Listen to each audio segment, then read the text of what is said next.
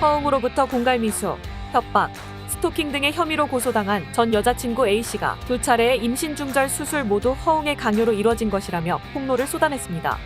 28일 스포츠 경향에 따르면 A씨는 지인의 소개로 허웅을 처음 만났다. 당시 허웅은 제대를 앞둔 군인, 처음 만났을 때도 술에 취해 스킨십을 시도하려 했다. 이날 집으로 도망간 기억이 난다며 몇 달 뒤 사과하고 싶다면서 연락이 왔고 이후 만남을 가지면서 교제가 시작됐다고 밝혔습니다. 2019년부터 2022년까지 허웅과 연인 관계였던 A씨는 2019년 12월, 2021년 5월 두 차례 임신 중절 수술을 받았습니다. A씨는 두 차례 수술 모두 허웅의 강요로 인해 이뤄졌다며 수술 당일 동의가 있어야 했기 때문에 같이 동행한 것은 맞으나 이후 치료나 관리는 모두 혼자 감당했다. 수술비는 허웅이 지출했으나 이후 모든 진료비는 나 홀로 지출했다. 모든 것은 자료로 남아있다고 했습니다.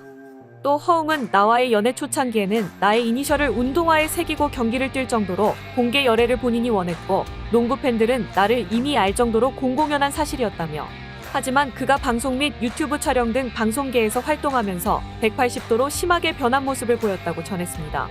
이어 허웅은 임신 중 그리고 임신 중절 수술 직후에도 성관계를 요구했다. 수술을 받은 뒤 담당 의사는 나와 허웅에게 수술 직후 성관계를 하면 임신 재발 가능성이 높아지니 성관계를 자제하라는 말을 했으나 허웅은 이를 완전히 무시했다고 주장했습니다.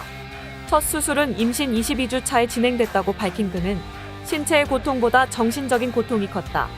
아이의 심장 소리를 들었기 때문이라며 허웅은 임신 중절 사실을 부모에게 알리지 못하겠다고 했고 수술 직후에도 강제적으로 관계를 요구했다고 말했습니다. A씨는 허웅은 결혼 의사를 밝힌 적이 없으며 내가 결정한 것은 아무것도 없다고 했습니다. 급기야 A씨는 첫 수술 이후 허웅에게 이별 통보를 받았고 다른 남성과 교제를 시작했다고 밝혔습니다.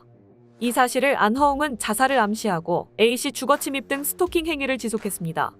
두 번째 임신은 허웅과 잠시 이별한 상태에서 결코 원치 않은 성관계가 강제적으로 이뤄지면서 재차 임신이 된 것이었으며 충격으로 정신건강의학과 치료를 받기 시작했다고도 했습니다.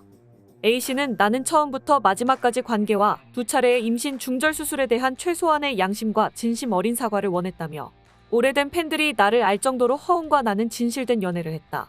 하지만 그와 그의 가족들은 나를 공갈미수범, 마약사범으로까지 만들었다고 토로했습니다. 앞서 허웅 측은 지난 26일 발표한 첫 입장문에서 임신한 A씨에게 책임을 지겠지만 결혼은 고민해봐야 할 것 같다고 말하자 A씨의 협박이 시작됐다고 밝혔습니다. 이를 두고 책임 회피라는 비판이 잇따르자 기존의 입장을 번복했습니다.